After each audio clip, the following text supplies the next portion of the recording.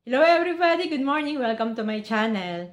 Today is 58th day of war here in Israel. At sinusubukan pa rin namin maging normal yung aming buhay. Kami po ay naglalakad pabalik dito sa dormitory. At syempre iba po yung tiwala pa katulad ng dati at yung sa ngayon. At habang naglalakad kami ni Trin nung isang gabi, 2 beses ginawa yun sa amin. Bali may parang nakatingin sa amin pero hindi namin ini-entertain. At nag-iba kami ng daan para hindi malaman kung saan kami nakatira. Pero bago mangyari ang mga bagay na yon, may isang kamanghamanghang pangyayari na nag-guide sa amin sa daan. But anyway, this is Sha and this is Israel Hotel Housekeeper Channel. Please watch this.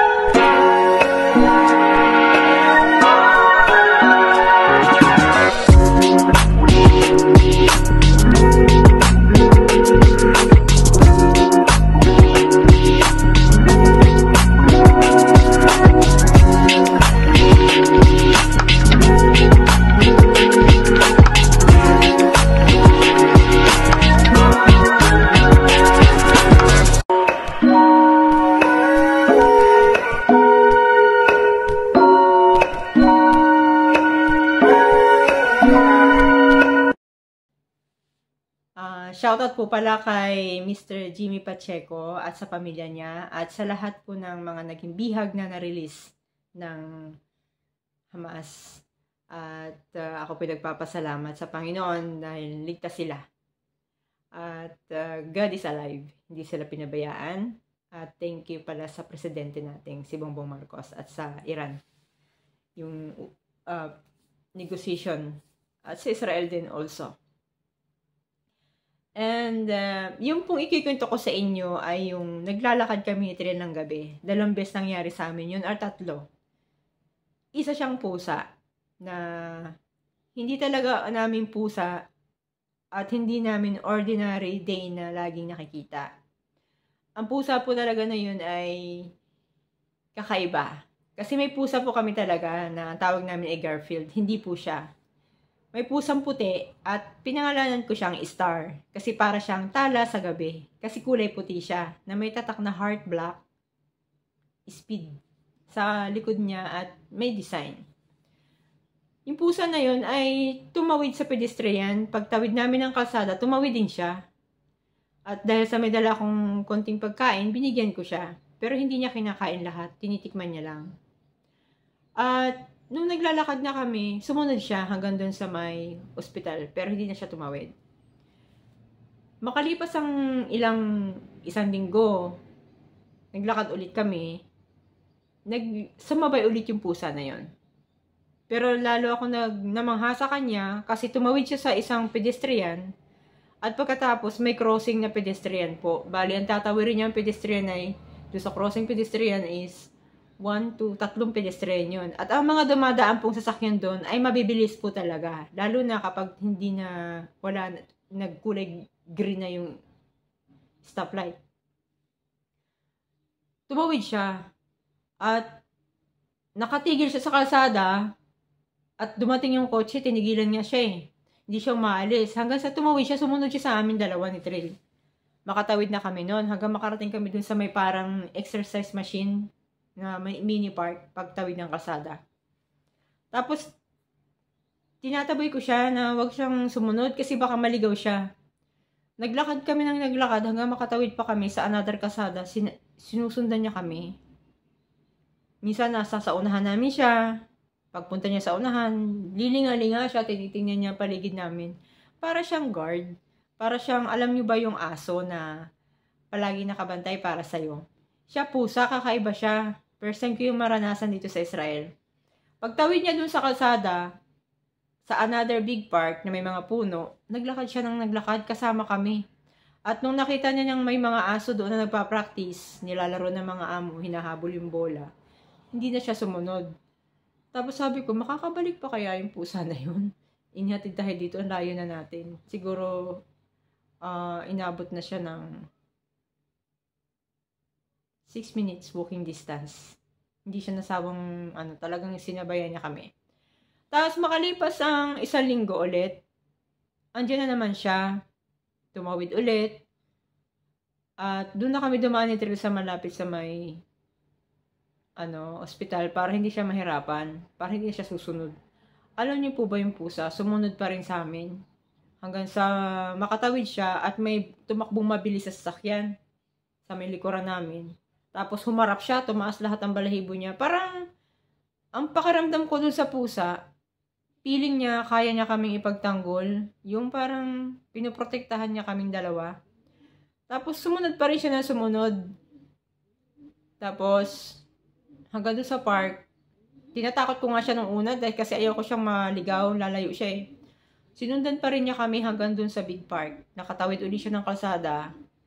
Hanggang sa nakikita ko yung mga mata niya, umiilaw, ang ganda ng mata niya. Nagkukulay blue, tapos yung nagkukulay yellow and green, yung kulay ng mata niya. Sabi ko kay Trill, siguro yung pusa niyan ay angel. Pinadala yan parang to remind us na mag-ingat. Yun, tapos, yung nakikita namin sa sakyan na parang nagmamanman sa amin, nakatingin pa rin, tapos, na-meet ulit namin, pero nag-iba siya ng ikot. Sabi ko, Trill, tinitingnan na tayo kung saan tayo nakatira. Kaya mag-ingat pa rin tayo. Kaya pag dito sa bahay, pinapatay ko yung ilaw sa labas ng pintuan para hindi na makita may tao nakatira. Tapos, yung bintana, hindi ko masyado binubuksan. Kasi pag nakita nilang nagbukas yun, ay doon nakatira, yung nagbukas ng ilaw. Yun. Kaya, ngayon dito sa Israel, hindi natin masasabi kung saan ligtas. Anywhere pwedeng maging hindi ligtas. Sasabihin nila safe, pero kailangan pa rin mag-ingat. At please watch this. Okay? Yan ang pusang inihahatid kami. Hindi namin yung pusa. Nasa unahan namin lagi ni Trill yan. Hindi niya kinakain lahat ang binibigay. Basta ang iniisip niya, ihatid kami. Boy? Hanggang saan tayo makarating? I-video kita.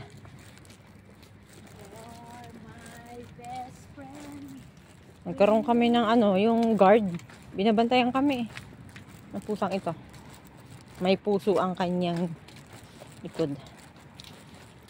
I love you. Oh, tingnan mo. Diba kumbaga sa aso, nauuna yung aso sa unahan. Kaya naman yung pusang alam ba kung bakit, Trill? Chichikin niya harapan natin. Tapos, chichikin niya ulit likod na mo. Papaiwan niya tama. Chichikin muna niya paligid.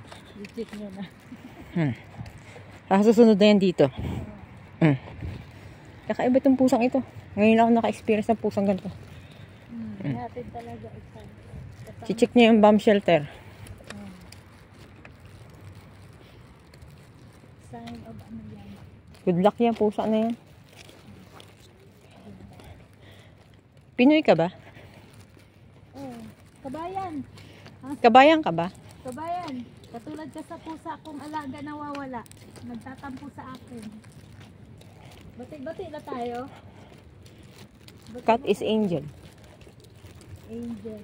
Siyang may angel. Ano kabayan? Tatawid pa yun ng kalsada doon. Tumawid na yan ng 4 na pedestrian. Ihatid lang kami. Kakaiba itong pusang ito. Tingnan muna niyang paligid sa likuran namin bago siya mamaya mauuna na naman sa amin ni Trill yan. Parang aso yung kanyang attitude. Ba't hindi pa sa aso?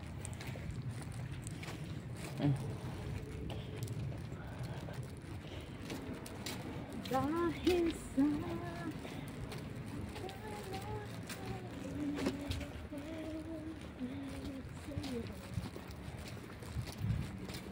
first time ko to.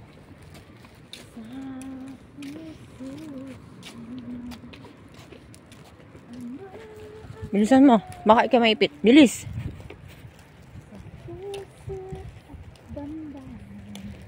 Hindi talaga siya. May pusa doon sa tabi. Hindi siya nakipagkaibigan. Sa atin nakatutok. I love you. Kaibigan ni Garfield yan eh.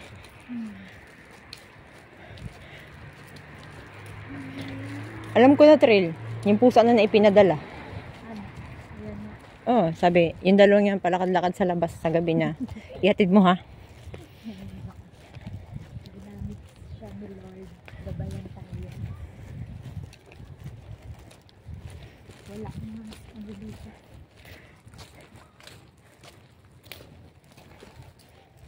Katain mo na yan siya. Hindi yan. Pag may aso, saka siya titigil. Ang kanyang mission, ihatid tayo. Ngayon, Saka siya babalik. hanggang park ka lang ha, Star. Pag may aso siyang nakikita. Isa kang tala sa gabi. May aso nakaraan kanya kasama sa atin eh.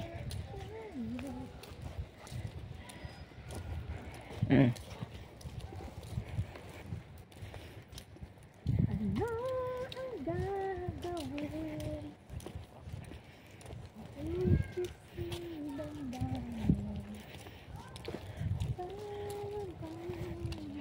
Pambihira yung pusa na yan. Yan ang pusang pambihira. Akala ko yung karaan, hinatid tayo. Hindi na siya makakabalik dun. Oo. Lumalabas siya pag uuwi na tayo. Seryoso, Trill. Oh. Seryoso yun kasi baka may aso eh. Ano yung tingin-tingin? Hindi niya yan tutuloy kasi may mga bata. Baka siya saktan. Ano yun? Tudaraba. Thank you for guiding our way. Matagal din yung minutong hinatid mo kami. 7 minutes.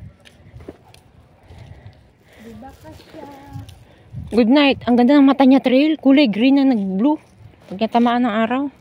Ng araw ng liwanag. Liwanag. Magandang mata ng pusa.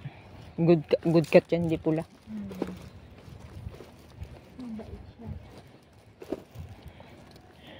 Tingin nga siya kasi baka may aso dyan. Nakaamoy. Huwag ka na tumuloy. Dito ka na sa compound ng mga J. May sa garden. Oh, doon na siya tutuloy kasi akala na may aso. Bye-bye. Ang ganda ng mata niya. Bye! Green.